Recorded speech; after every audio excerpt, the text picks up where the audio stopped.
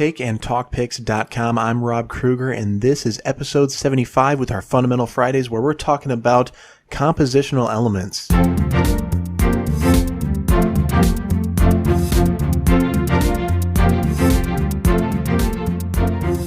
Hey, photo world. Good to have you back here on our Fundamental Fridays talking about compositional elements. Last week, if you remember, we went over the rule of thirds, which is really one of the most basic compositional elements that people will talk about, and one of the early ones that most photographers try to follow as guidelines when they're framing an image and working their way into composing a photograph.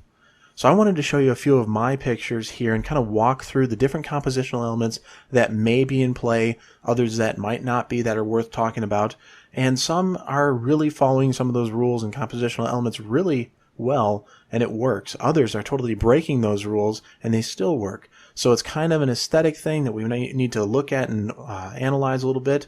But let's start off with this shot right here. So I have this dragonfly just resting on this blade of grass, and it was just a really awesome day. This green, mostly green dragonfly, green and black on this green grass, and you kind of have this really cool same color on it there, and there's not a whole lot else going on. But I framed it very specifically to the rule of thirds. So a nice little recap for us here. I'll show you with the grid, and you can see that that blade of grass is really on that vertical line on the left side of the image, and the horizon lines top and bottom, neither of them really matter too much. They're not lining up with anything specific other than the fact that that top horizon line, where it should be, is crossing right through on that vertical line where the dragonfly is resting, and we have a really powerful intersection. So you can see the image here, and again, without the grid here, you can see that it still has a nice balance and there's a really easy flow to it. We have pretty much most of the grass going straight up and down, has a very vertical feel, and then there are a couple that kind of shoot at an angle behind this blade with the dragonfly on it. So now if our eye gets distracted with the rest of the scene, we still have two more elements pointing us in that same direction to bring us back to the main subject. So with the rule of thirds in play here and these diagonal lines, it's kind of a really compelling shot and really brings our eye to the subject matter, so we're not totally lost in the picture or falling off the image in a visual sense. Now, just before we get into a few other ones, I'm going to list off a few things as far as compositional elements. This is not all of them. This is some of them, but they are definitely worth thinking about. And I'm going to go pretty quick here, so keep up, photo world, or play it back and write a couple of these down. What we have for some good compositional elements to think about when you're framing or cropping or whatever you got to do to make your images. We have, of course, the rule of thirds. Again, we have that grid that we can work off of, but within that, we don't have to follow the rule of thirds. We can go with a golden ratio. It's a little complex mathematical system. If you're not totally familiar with it, it's not the easiest thing to grasp, but once you understand it a little bit, it's actually quite simple in understanding how to frame up with that in mind. We also have golden triangles and spirals, rule of odds, leaving space, filling the frame, simplification, balance, direction, lead, lines, diagonals, patterns, color, texture, symmetry, asymmetry, viewpoint, angle, layering, background, depth, geometry, framing, orientation. Whew.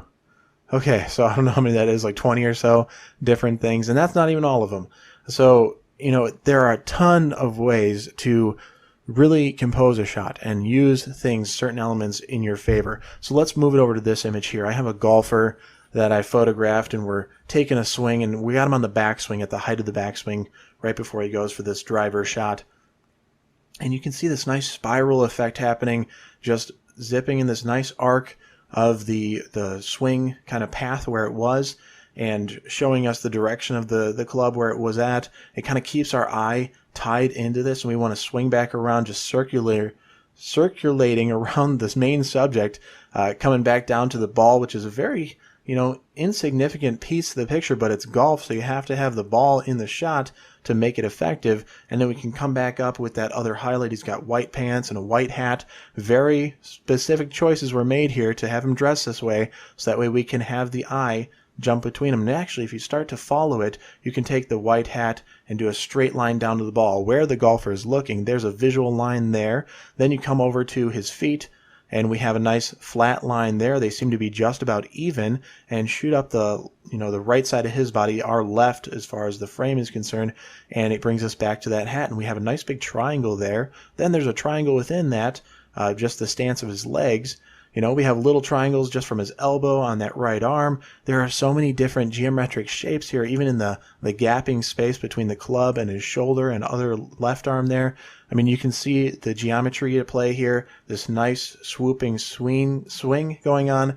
And really we have, a simple background of just blurry trees out there, a really plain grass space that he's on, and an otherwise, boring sky. But there's so much happening here, and of course the lighting was very specifically chosen to make this work in our favor, that you could stay on this image for a while. So that's why this one works. Let's move on here. So now for this one, it's super center happy. Like, this is really something that we don't want to do all the time. I mean, in portraiture, yes, you want a nice even framing between, either side of the subject's face and have them somewhat centered for most part, a headshot especially. But we don't find that to be the case for most shots. We want to make it compelling and give us something visual to work with. But in this case, being very center happy is really working because of a little element here that is called framing. So that framing of all these other trees around it, reaching in, encroaching in on our scene from the upper right and left corners, coming down to that middle. And you have the tree line behind with that nice gapping space of this tree in winter covered in snow, and it just looks, a little bit eerie but kind of peaceful. I mean, you can kind of take a different direction either way, but we have just enough space opening it up, showing off that tree as a standalone subject, but we have all these other branches coming in from every angle, it appears, reaching around this main subject matter. And that frame really keeps us in the middle, and it keeps us at our subject for the purpose that we need of, picturing being there with this tree. And why are we there? Is it cold? What are we feeling like? Is it holiday season? It kind of brings a lot of things to our attention. So it's very simple. It's got the framing element, and it's very basic in the way it looks of just, okay, trees in winter, not a big deal, but there's a lot happening here to keep us occupied. So I love the way this one works here. Another one that I love here, it was just this fallen over tree in the woods, and the way the wood worked out with the grain and the way it's crackling on the side of it after decaying for so long, it just created a really beautiful texture. There's just enough roughness to it that you understand it's a rougher texture, but it has a very free-flowing and smooth feel because of the way the lines are working for us. And we have a lot of little different knots and things working our way through the image, that it's not quite an abstract. We can identify that this might be wood, and we can start to have our eye bounce around that one little hole that we have in it there. Kind of keeps us a little bit interested that, it's not all the same pattern happening, but the similar pattern is really helping us and kind of engage with the image here. So, I mean, just boom, more compositional elements of why these things are working. So let me jump over to something very, very simple. It's just these two chess pieces on a white background, on a white base.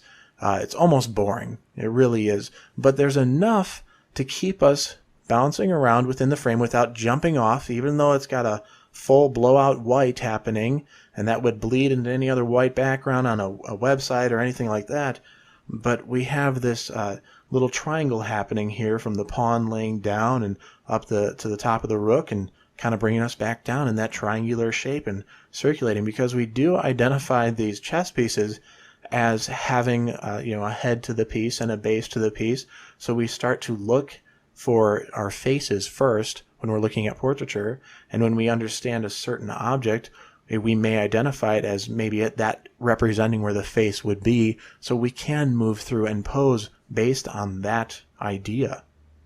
This next one, again, very simple. We just have the green apple on the red background, that spotlight of red behind it, and the water kind of splashing around it, really sharp, really crisp, frozen in time. And we do have that distraction of the water's direction of where it's coming from or going to, depending on how you're looking at it. And that could really risk bringing us off the page and, too curious about what's happening elsewhere that we wouldn't be looking at the image so much anymore. So this one kind of breaks the rule of trying to keep you here. Does it really matter? Maybe, maybe not. I mean, that's up to you as the viewer. So you can make decisions about that. And if it does bother you, then if you're going to photograph something with this kind of same feel, very center happy and very simple and just, obvious color opposites that are complements. The green and red are very close to being complements to one another. In painting, yes. In light, not so much. But, light, which is photography, not really, but that's okay. I mean, we can still relate to it with the idea of like painting and the way colors work there, that green and red are opposite to one another, or complements to one another. And, there's enough things here going on. The interesting texture of the water, because water is very smooth and easy going and flowing, but here it looks really, crisp and hard. It almost looks like it might be frozen when we know it's not. It's just a splash happening around this apple. So, it could be boring. It could be resolved quickly, but I think there's enough action happening here, enough motion happening here, even though it's frozen motion, that we keep engaging with the photo. So this one over here, oh my goodness, it's almost embarrassing to show. It's a self-portrait of mine that I did back when I was in college.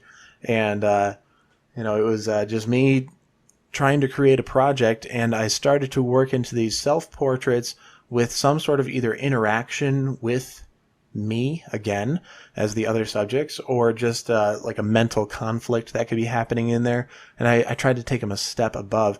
Well, this one has a lot happening. I mean, it's a portrait, so we look to the eyes first, and I am staring right at the camera. I mean, you have to engage with my, really harsh death stare there. It's kind of eerie, but I'm looking right at you, and you can only make out one eye because the turn is so severe, and I'm blocking my other eye just with my face. I mean, you start studying that piece, and it's kind of creepy. So, I'm staring at you with the one eye and ignoring the fact that there I am ripping up this photo of me screaming and lunging out of the frame of the picture, with these begging hands to stop what's happening here. And it's just really creepy and destructive. But we have those arms from the picture reaching out, trying to connect the arm and my face here, the way it's framed, of me on the exterior of this picture. And it's really keeping that circle flowing. I mean, I cut off my arm, the left arm there, and I cut off from the shoulder, but we understand that my arm does exist down there outside of the frame, and we can draw that line for ourselves that brings us back into the frame without falling out. Again, that picture, that triangle in the rip that's happening. I mean, we have just so many little elements, the framing of the picture, paper being ripped, framing around the image there, the picture within a picture. It's just so many little subtle things coming together to leave us there. The goal in photography isn't to follow these compositional elements so you have successful work. The goal is to allow the viewer to be invited to the picture for an extended period of time. I mean, if we're going to take a picture that is instantly resolved, you look at it and go, portrait, done. That's about as good as it gets, If it's your own wedding, if it's your own family in those pictures, if it's your own stuff, that's why we can have clients who are interested in this and we're able to provide these service for them, because it's them and they enjoy it in a different way. It's not just a portrait to them, it's a portrait of them and their families and loved ones. So it has a memory attached to it. It has an emotion attached to it. That's why that works. But for an artist, for a commercial photographer, or an advertising photographer, we don't engage with it quite the same way. We see it, understand it, and we either are left with questions or want to be there for whatever reason because it's visually interesting, or we resolve it quickly. And if you resolve it quickly, then that is considered a failure. I mean, it's not a very successful image if it's resolved so fast that you can't do much of any of it. Now, I'm not going to say that all of these pictures I'm showing you today are things that you're not going to resolve quickly, because, I mean, come on, that chess piece one, that is something you can resolve very quickly. So it may not be the most successful image. But some of these other ones, like the winter tree, even though it's center happy, it's not easy to resolve that in our minds. We kind of look at the elements and there's an engagement there for a reason that keeps us wanting more out of it. So this next one here, very simple. It's just one of those silky smooth rivers flowing, just to kind of let it bleed over time and kind of get those really wispy, cottony streaks happening through the water. But the reason this one's a little bit different is most of those are, photographed in a little bit lower light situation. So an overcast day can help with that, or as it gets closer to evening hours or something, or very early morning, something of that nature. This thing was shot at like high noon. And to still get that water, I used a neutral density filter, actually 3 of them, 3 neutral density filters to really bring it down and, have that longer exposure. But everything else has this bright sunny day. So it's kind of just a little bit different than your typical longer exposure waterfall shot. So it kind of lets us be invited into the scene a little bit more. And the horizons are not anything special. They're pretty close to the middle. The water's running up through the middle. There's barely a curve to it, but we do have a little bit of a C curve coming backward, and you can kind of be, wondering where it's all coming from or leading to. So it has this leading line, this path that we could be on, if it wasn't just some river flowing down. And then just these little subtle details. There's 2 logs kind of over in the water, and then up above you kind of see these really dark silhouetted branches, these 2 kind of jutting out in a similar fashion. It's just these nice little patterns that start to exist. I mean, yeah, tree all over the place, but that's not really enough for a pattern. I mean, it's there, but that's so obvious it's not good, But these other little differences, those fallen logs and those 2 branches, those create a separate pattern within the obvious, nature tree pattern. So I'm just not going to keep rambling on, because seriously, I could for a long time, and I don't want to bog you down with so much information in one blow here. But compositional elements, these are just formal ways to really engage your viewer, really set up your shot. And what I advise you to do, or hopefully suggest and urge you to do, is just slow down, take a second, and really work your scene, work your frame, work your spacing between subject matter, and let those little gaps mean something. Let that blurry background, enhance something for you. Make sure that the pattern is in your favor. Those leading lines are not in a disgusting interaction where they intersect in a bad way, but in a creative way or an interesting way that keeps you on the frame. Don't let your skies always blow out to, let you fall off the page and it means nothing anymore.